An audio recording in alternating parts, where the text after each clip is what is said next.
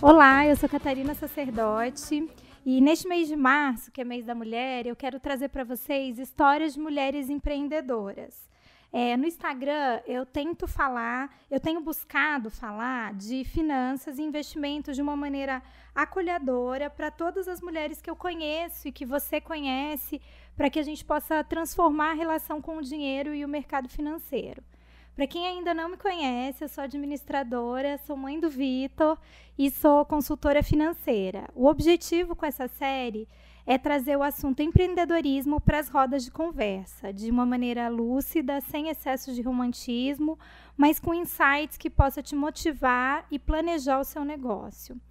O Brasil tem a 7ª maior proporção de mulheres entre empreendedores iniciais, segundo o relatório Sebrae de 2019. A proporção de negócio por necessidade é maior no grupo de mulheres também. Somos mais jovens, temos maior escolaridade e chefiamos os lares. E o que essa pesquisa não mostra, a Rede Mulher Empreendedora demonstrou. A decisão de empreender para a mulher está atrelada à independência financeira e à maternidade, que já era um dado que a gente percebia no mercado, mas que também não tinha comprovação. 75% das mulheres decidem ter um negócio próprio após a maternidade, como aconteceu comigo também. E os papos que virão nessa série propõem trazer novas ideias para mulheres empreendedoras. Há uma fórmula, em tempos de redes sociais, a forma de vender o nosso trabalho, o nosso serviço mudaram, elas se tornaram uma grande vitrine. É possível utilizar essa nova forma para vender negócios? São muitas perguntas, quem é mãe vai entender essa referência e espero trazer um pouco de luz para esse mercado. Para essa conversa de hoje, eu trouxe a Amit, minha amiga, empreendedora, proprietária, musa do marketing digital. Além dessa breve apresentação, rasgação de seda, você se apresenta para a gente, por favor? Bom, vamos lá. Eu sou formada em design de produto e trabalho com varejo de moda há mais ou menos uns 9 anos. Comecei a trabalhar um pouquinho antes de sair da faculdade. Comecei a minha relação com a moda pelo têxtil, né? Trabalhava numa alfaiataria, foi onde eu fui estagiária, depois fui efetivada, depois fui me aproximando aí da indústria do couro, através primeiro de acessórios, depois de calçado. E então decidi abrir a minha marca. E quando eu montei a Amit, apareceu uma enorme necessidade de entender melhor as ferramentas de marketing digital para que eu pudesse viver do sapato que eu estava criando, né? E foi aí que muita coisa mudou, porque eu descobri que fazer sapato era o menor elemento que eu precisava ter dentro do meu negócio e que, no fim das contas, valia mais eu ser uma grande marqueteira do que simplesmente saber fazer um bom produto. E então, ao longo desses anos, eu fui me transformando, né? Tanto o meu lado designer quanto o meu lado marqueteiro foram se alinhando. E hoje eu trabalho nas duas frentes, né? Eu tenho a Amit, que é a marca de sapato, e também tenho aí um braço onde eu atendo outras marcas com planejamento de conteúdo, impulsionamento de mídia, marketing digital, porque foi uma coisa que eu aprendi por necessidade e que acabou virando um grande mercado para mim hoje. Tem muita necessidade das pessoas entenderem que o processo de venda ele é meio parecido, né? Assim, você pode ter diferentes produtos, mas a maneira que a gente vai vender, ela é muito similar, né? E às vezes a gente tem o marketing digital como uma referência, parecendo uma nova forma de vender, mas ela nem é nova, né? Na verdade, a lógica de funcionamento é a mesma, tanto para o online quanto para o offline, e também independente do seu setor, né? Fazer marketing para vender sapato, ou roupa, ou maquiagem, ou comida é muito semelhante. A fórmula é a mesma, né? O método é o mesmo, muda o objeto que você está trabalhando, né? Passa muito por uma geração de desejo, por mostrar atributos do produto, trabalhar ali a dor do seu cliente e de que maneira o seu produto ou o seu serviço resolve essa dor do cliente. Então, assim, eu diria que a rota é muito semelhante para todo mundo. O que muda é o produto ou o serviço que cada um está vendendo. Mas volta, eu quero falar um pouquinho antes, assim, porque a gente sabe que no Brasil tem uma dualidade muito grande entre empreender por necessidade versus empreender por oportunidade, né? E às vezes eu noto que empreender é uma sequência de escolhas compulsórias que de repente a pessoa se vê lá no meio de vendas, mas se notando com poucas opções. Mas apesar disso, eu penso negócios, eu falo que negócios eles sempre começam no campo das ideias para depois passar para a prática, né? Como uma mulher pode começar a pensar o seu negócio antes dele existir? Como foi o seu primeiro passo nesse sentido? Bom, a minha história com o sapato, ela nem foi muito intencional. Eu acho que no início de tudo, a intenção real não era nem ser dona, sabe? Na época, eu fazia sapato para outras empresas e o que me levou a abrir a MIT foram duas circunstâncias, vou tentar narrar rapidamente. Todo mundo pergunta se você era louca do sapato. Então, essa é uma pergunta que eu sei, todo mundo acha, mas você tem uma marca de sapato, deve ser porque você ama sapato. Não, nunca fui essa pessoa, né? Eu trabalhava numa confecção, e aí por necessidade da confecção, eu comecei a trabalhar os acessórios em couro, porque a confecção para a qual eu trabalhava produzia alfaiataria, fazia roupa. Eles não faziam acessório, e quem fazia acessório para eles deixava muito na mão. E aí, uma hora eles viraram e falaram, Nath, começa a trazer cinto pra gente, porque, tipo, o cara só fura com a gente e tal. Eu falei, não, pode deixar. E aí, comecei a fornecer o cinto, depois a carteira, depois a bolsa. E no meio desse caminho, o sapato também.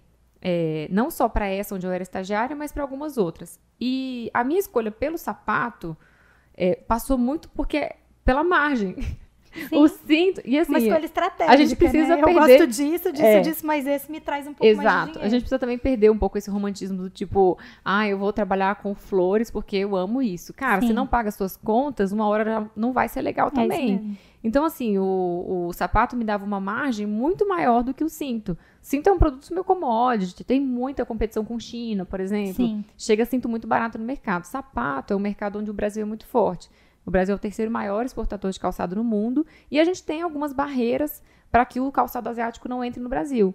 Então, ainda é um produto que, primeiro, nós sabemos fazer e, segundo, a gente não tem um competidor do nível de China, entendeu? Que arrasaria com o mercado. Sim. Então, esse foi um dos fatores, né? Eu optei por um produto que me dava mais margem e um processo que me era mais atraente. O processo de fabricação de sapato, ele é industrial mesmo. Fazer cinto é muito simples. Você pega o pedaço de couro, corta, coloca uma fivela, acabou. Você não precisa ter uma indústria para fazer cinto. E eu sempre tive uma afinidade com a indústria, tanto que eu fiz desenho industrial. Antes de trabalhar com moda, o meu intuito era trabalhar com metalurgia, que é um negócio que, tipo, minha família tem e tal. Então, seria uma escolha muito mais óbvia eu ir para metalurgia. Então, como eu já tinha essa afinidade com a fábrica, né, com o chão de fábrica, eu falo assim, barulho de compressor, o cheiro da cola, tipo, isso é um negócio que me deixa louca, assim, eu adoro, entendeu? Chegar e já começar a escutar de longe o barulho do compressor, assim. E a segunda coisa, a decisão de fazer sapato, então, foi essa, né? Me dava mais margem e eu tinha mais afinidade com o processo. Agora, a decisão de abrir a MIT, ela teve uma causa meio trágica, que é interessante também a gente colocar, porque, assim, na vida, tragédias acontecem e a gente precisa transformá-las em algo melhor. Eu gosto né? até de fazer desenho, assim, quando eu vou fazer workshop, essas coisas que a gente acha que a vida do empreendedor, do investidor, vai ser uma linha reta assim, né? E, cara, ela vai ser tipo isso. Um dia a gente tá lá em cima, outro dia tá lá embaixo. Eu brinco, um dia você tá comemorando que bateu meta de vendas, no outro dia você tá lavando o banheiro, lavando exatamente. A louça, limpando o chão. Então, vamos lá. Como é que eu tava nessa época, né? Eu fazia sapato e cinto para outras marcas. E o que aconteceu no meio do caminho? A minha mãe descobriu um câncer aqui em Brasília. Nessa época eu morava em BH. Aí eu falei, não, tudo bem. E meu irmão tinha acabado de passar no trainee. Eu falei, não vou nem pedir pro meu irmão ir para essa missão. Deixa que eu vou, porque 6 meses eu resolvo essa parada aí, volto aqui para BH e tá tudo bem. Só que não demorou 6 meses, entendeu? Demorou mais. Só que nesses primeiros 6 meses onde eu estava fora, eu perdi todos os meus clientes. Porque eu tinha esses clientes do atacado porque eu era muito rápida na entrega. Eu comecei a ser aquele cara que a Fernanda tinha falado uma vez. O cara pega pedido e não entrega. Eu comecei a ser esse cara. Porque eu ia um dia, pegava um desenho, aí depois eu não conseguia entregar o piloto, aí pegava o piloto, depois não conseguia entregar a produção. Mas estava vivendo nessa coisa de 2 vidas, né? De ficar vindo aqui, cuidar da minha mãe e voltar. Então, assim, eu em 6 meses não tinha mais cliente nenhum desses meus clientes de atacado. E em 10 meses, a minha mãe faleceu. E aí eu falei, cara, eu não tenho cliente, eu não tenho a minha mãe para pagar minhas contas. O que eu tenho, né? Bom, eu tenho que eu aprendi a fazer sapato nessa vida, então... Tem uma carteira de fornecedores aqui no Contatos do Eu celular. falei, então é isso aí. Vou pegar o que eu sei fazer. Com necessidade total também, Vou né? pegar o que eu sei fazer, que é sapato, eu conheço a cadeia, eu sei como é que faz, e vou criar minha marca e começar a vender. E foi assim que a Meet surgiu, um misto aí de um negócio, um modelo de negócio que eu tinha afinidade, mas com a decisão prematura, porque nisso eu tinha 22 anos, 23 anos, foi pela morte da minha mãe. Sim. Foi assim que tudo começou. Eu conheço um pouquinho dessa sua trajetória, né? Tanto porque acompanho no seu perfil, como porque eu já te conheço já há algum tempo. E sei que também você passa por outra virada importante, que é sair de uma loja física, que muitas vezes é o sonho da nossa vida, né? Assim, eu tenho essa pegada empreendedora desde muito cedo. Então, nossa, o sonho da minha vida era ter uma loja, né? Então, você precisa abrir mão disso e trocar o pneu com o carro andando, né? Que preparo você acredita que foi imprescindível para essa troca? Assim, você olha para trás e enxerga, eu estava preparada por isso, por isso, por isso, ou isso, né? O que você acha que foi importante? Bom, só para contextualizar, qual foi a tragédia da minha loja da Asa Sul? Não foi nenhuma tragédia, foi falta de experiência, né? O que fez a Asa Sul não dar certo foi a minha total falta de experiência com o varejo físico. O online, primeiro já era um campo que eu tinha mais afinidade, né? A minha primeira loja foi online, o meu relacionamento com as clientes na época era Facebook, depois evoluiu para o Instagram.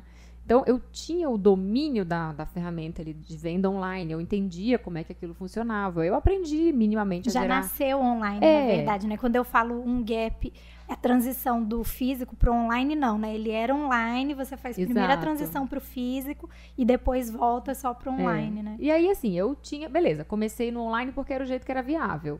Era uma ferramenta que eu já conhecia, Facebook e tudo, e porque era viável, simplesmente. O custo de uma loja online não tem nem como comparar com o de uma loja física. Depois de um tempo... eu quero que as pessoas ouçam isso. Vamos falar de novo, assim, mais alto. O custo de uma loja online não se compara com o custo de uma loja física. Pois é. E assim, isso hoje eu diria, estudo de viabilidade, né? Assim, estudo de viabilidade é você ver o que cabe no seu orçamento, né? É porque a gente tem umas palavras muito chiques, assim, né? Sim. Quem sai o mundo do empreendedorismo tem um monte, tem umas palavras que são muito chiques, que basicamente cabe na minha conta. Isso. Eu posso pagar por isso, ou eu vou ter que pegar um dinheiro emprestado sem nenhuma garantia de retorno, né? E nisso você pode se enrolar. Beleza, e aí comecei no online e depois me veio, sim, uma vontade de ter um espaço. Foi quando eu abri a sala. Não era loja, porque eu sempre tive medo e também ainda era uma coisa muito cara para mim. Montei a sala, eu atendia na sala, só que aí eu comecei a ter atendimento mesmo, físico, que até então minha interação era só na internet, e comecei a ter o atendimento físico. E aí nessa, vira e mexe alguém falava, nossa, seu sapato é muito legal, você precisa abrir uma loja. De tanto ouvir que eu precisava abrir uma loja, eu me convenci de que eu precisava abrir uma loja. Só que eu não tinha dinheiro para abrir uma loja. Adoro. Aí começou o rolo. O rolo começou aí, quando eu falei, tá bom, nossa, vai ser a bala de prata abrir a loja. E aí, depois de tudo, eu descobri que não existe a bala de prata, né? Fui abrir a loja da Asa Sul com um dinheiro que eu não tinha. Uma loja linda, maravilhosa. Maravilhosa, mas que não cabia no meu bolso. Então, eu já comecei a Asa Sul devendo. O que já foi, assim, desesperador. Porque você acorda já, assim, no desespero. Porque se antes era legal, entendeu? Eu fazia meu sapato, eu gastava muito tempo com a minha produção e eu atendia todo mundo. Asa Sul era desespero total. Era do tipo assim, hoje precisa vender tanto, amanhã mais tanto, não sei o quê, porque senão a gente nem zera. E aí, junto com isso, veio a minha total falta de experiência no varejo físico. E aí os meus primeiros 6 meses de Asa Sul foi aprendendo a, por exemplo, lidar com greve de ônibus, ECAD. Nossa, ainda vem equipe, né? Tudo. Que até então... Até então eu era sozinha. Sim. Aí vem equipe, vendedora, gerente.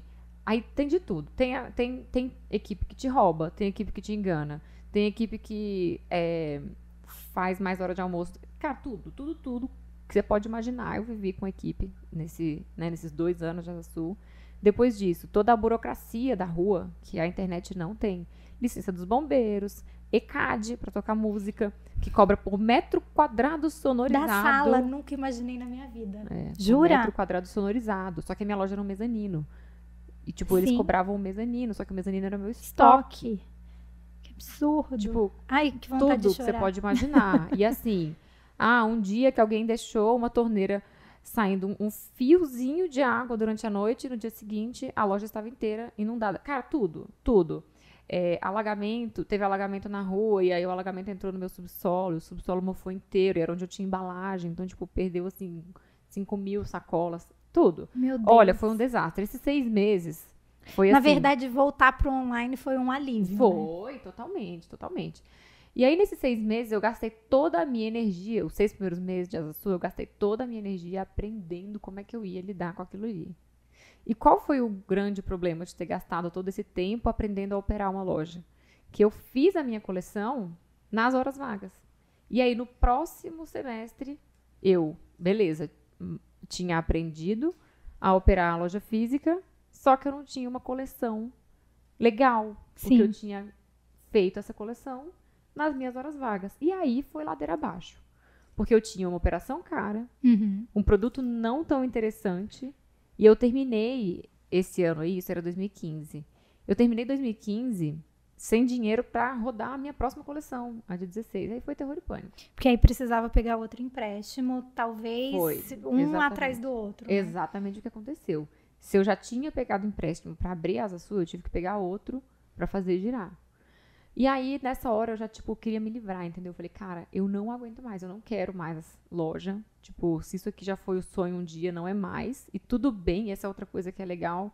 É importante ser dita que você não precisa manter o sonho do início ao fim. Só porque foi isso que eu sonhei, né? Só porque foi aquilo que te motivou no início, sabe? Assim, o contexto muda, né? O mercado muda e a gente também muda. Uma coisa que você queria muito...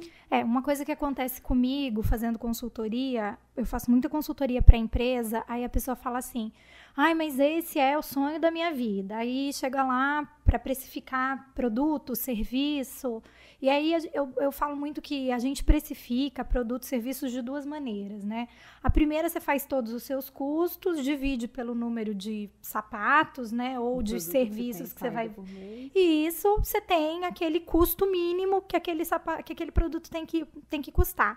Agora, você tem que saber se o mercado enxerga esse seu valor e paga por esse produto, isso que você está falando. Cara, se não paga, mas é porque vem da China mais barato. Então fecha e abre outro negócio, entendeu? Porque não adianta você achar, mas é porque o que vem importado vem mais barato. Tipo, isso não explica para o mercado. Explica para você, mas não resolve o problema, não paga conta. Isso, e aceitar que às vezes esse seu negócio inicial, inviável. Ele é muito legal, mas ele é inviável. Vamos fazer outra coisa que tem outros mercados muito legais para atuar. Joga fora e segue. E aí, só para encerrar a história da Asa Sul, que foi o meu retorno para o online, no meio disso tudo, eu desenvolvi um serviço atrelado ao sapato, que hoje se chama Meet em Casa. Na época, ele chamava Delivery. Por quê? De novo, por causa de um problema que eu tive nesse ponto. Era uma quadra muito boa e tal, mas não tinha onde parar. É a quadra do Líbanos. Quem é de Brasília já visualizou o terror que ia parar ali. Então, eu tinha um ponto legal. É ótimo, porque nossa alta circulação de pessoas que não estacionam o carro que ninguém lá. consegue parar. Então, assim, era uma quadra ótima, que tinha, bombava, mas ninguém conseguia parar. E outra, fechava 8 horas da noite. Isso porque eu estendi 1 hora, porque quando eu cheguei lá, aquele ponto só funcionava até as 19. Cara, até as 20, sabe? Quem é mãe, sabe que não dá pra fazer nada até as 20. Você pega o menino na escola às 6, 6 e meia, você passou ali numa padaria, uma coisa, acabou, entendeu? Aí a pessoa chega 20 para as 8 na loja, com o filho já estragado. Estriquinado. Tipo assim, aquela criança já venceu o prazo de validade, sabe? Já tinha que estar no carro dormindo e pra aí ir pra casa. Ela vai provar sapato e a criança começa a chorar, e aí buzinam porque o carro dela tá na fila dupla. Acaba que, assim, ela tem uma péssima experiência com o meu produto, porque independente do que seja o contexto, ela tá tendo uma experiência com o meu produto. E aí eu falei, cara, de longe não é isso que eu desejei pra essa mulher quando eu fiz esse sapato, entendeu? E aí eu comecei a mandar as malinhas de sapato para as casas das minhas clientes, porque ninguém conseguia parar o carro lá no horário comercial. Quer dizer, e muita gente só queria fazer compra depois das 9 da noite, sabe? Aquele horário que o menino já dormiu. A casa tá tranquilinha. Que pra mim, criança tem que dormir cedo. Se o Vitor passa de 9, eu já fico, Senhor Jesus, o que eu faço com essa criança? E foi isso que eu fui observando. Na medida em que a gente mandava as malinhas, como na época não era como hoje, né, no site, ela tinha que mandar uma mensagem no WhatsApp da loja para dizer o que ela ia comprar. E aí eu via os horários que elas mandavam. Era sempre assim, 10, 11 da noite. E eu falei, cara, isso é conveniência.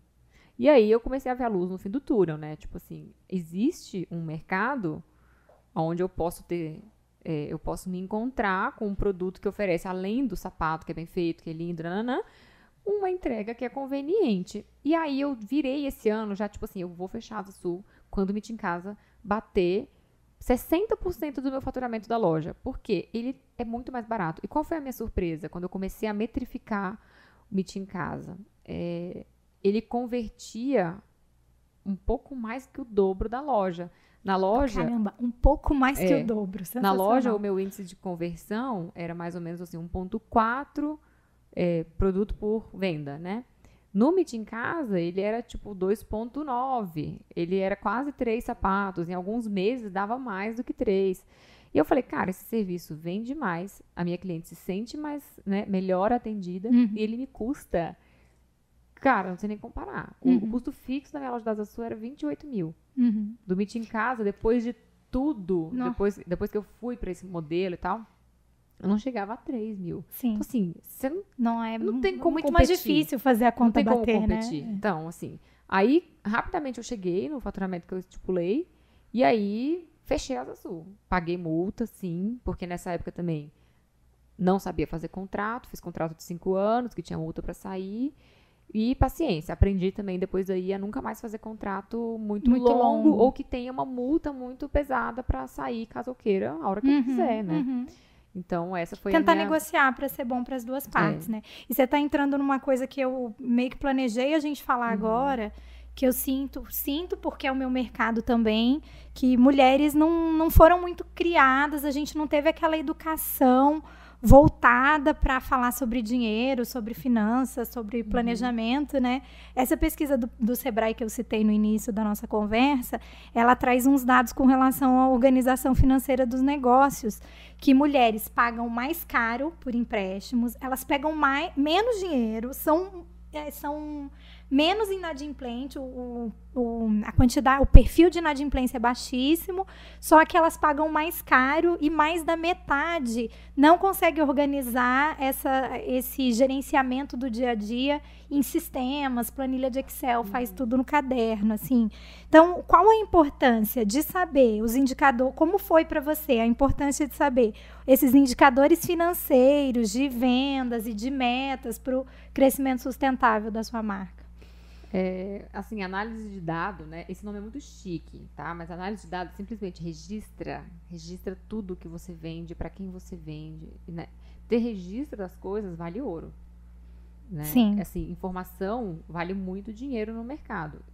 Se vale muito dinheiro para o mercado, que dirá para você que é o dono do seu negócio, né? Todas essas decisões aí vou abrir tal canal de venda, vou fechar esse ponto e tal, tem muito a ver com enxergar nos números que isso fazia sentido.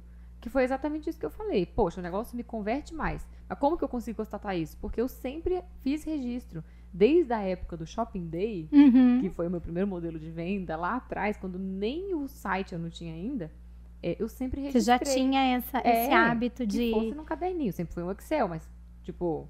Pode ser um caderno. Sim. Tal dia eu vendi esses sapatos para essas pessoas e tal. Até para eu poder reativar um cliente. Como é que eu sei que eu tenho um cliente que me comprou uma única vez ou então que está há 1 ano sem comprar comigo se eu não tenho esse registro?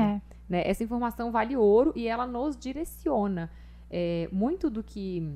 Assim, muita gente fala, mas como é que foi a sua decisão? Como se fosse uma coisa mágica, né? De ir para o digital. Cara, ela era lógica. Tipo assim, eu vendia mais. O negócio era muito mais rentável. Não foi nada intuitivo, né? Ele foi baseado completamente nos seus resultados de venda. Totalmente. Né? E na percepção que só tem também quem está em contato com o cliente, que é outra coisa. Quando a pessoa me fala assim, eu tô querendo montar um negócio e tal, mas eu tenho outro emprego e tudo. Quem vai tocar é fulano de tal. Aí eu falo, pensa 2 vezes. Porque essa percepção de o que a minha cliente está sentindo do produto, qual é a cara que ela faz quando ela experimenta, o que ela... Você só tem esse tipo de percepção, reclamações recorrentes, algum aspecto de produto que você pode aprimorar, se você está ali, na linha de frente do atendimento. Então, toda vez que alguém fala que não vai tocar o negócio, eu fico muito temerosa, porque uma coisa são os dados que a gente tem, que são muito preciosos, o outro é o olho no olho. Você ficar assistindo o atendimento, mesmo que não seja você que faça o atendimento, ficar assistindo te dá muitos insights. Uhum. Tipo isso, eu só pude saber que era uma tormenta para essa mulher provar sapato a essa hora com uma criança do lado, porque eu tava lá. Eu fechava a caixa, eu fechava o portão. Então, assim, eu vi qual era o perfil desse final de expediente, o final de dia, o cansaço que isso é. Porque como eu não tenho filho, é difícil pra mim, entendeu? E é difícil a equipe ter essa percepção também, e passar, né? Assim, frente, às vezes, né? A preocupação da pessoa também é o filho dela que tá lá na casa dela, né? Exato. Assim, é isso. A gente, como dona do negócio, tem que ter esse olhar a mais mesmo, não adianta. Então, eu acho que é essa junção das coisas, né? Uma parte de dado muito consistente que você tem que ter. E isso não significa ter um sistema muito sofisticado, significa organizar, registrar todos os seus movimentos de um jeito muito claro que você possa puxar análise dali. Eu sempre fiz tudo em Excel, eu nunca tive sistema, sabe? Mas assim, um Excel que é claro, né? Qual é a cliente, qual é o modelo, qual é o tamanho, porque saber o que faltou me ensina a montar grade para o próximo pedido. Saber o que sobrou também me ensina. E essa percepção de chão de loja, que não tem igual. Excel, em 2020, não dá mais para a pessoa falar, ai, não gosto mais. Não dá para... É como, sei lá, se a gente tivesse aqui, eu falasse assim, ai, não gosto de usar notebook, prefiro usar a máquina de datilografia. Não existe isso. Ai, não gosto de, sei lá, não consigo trazer outros exemplos à memória agora. Talvez, carro, né? Não gosto de dirigir, prefiro. Mas é isso, você virou adulta, você vai precisar crescer para cuidar de um negócio próprio. Você já, em geral, a gente já chefia lares, a gente já toma esse cargo de liderança. Então, cara, começa com o basiquinho do Excel no YouTube, não precisa de fórmulas. Aliás, hoje em dia o Google dá também, assim, se você digitar o que você precisa de fórmula, já a primeira resposta do Google é a sua fórmula. Então, uma coisa que me esse medo do muito Excel é uma pergunta recorrente, né? Eu acho que você também deve receber, tipo assim, qual sistema você usa? Qual é a agência que te atende? Eu fico um pouco preocupada com essa geração que é um pouquinho mais nova que a gente, que quer o caminho já traçado, né? Tipo, ele quer começar o negócio, mas com um sistema, com uma equipe de marketing e um cara de financeiro. Assim, a não ser que você tenha muito recurso para gastar nesse seu início de negócio, aprende você mesmo a fazer, né? E outra, assim, a gente vai falar de recorte social também, né? Assim... No Brasil, se a grande maioria ainda empreende por necessidade, a gente vai ter um corte social que vai empreender sem cara do financeiro, sem pessoa do marketing. E vai dar certo, porque exato. Eu fui equipe até outro dia desses, entende? E tá tudo bem.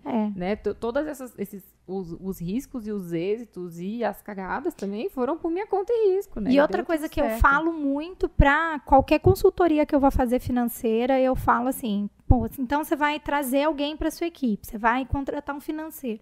Você já avaliou, já metrificou o quanto essa nova pessoa tem que retornar para você?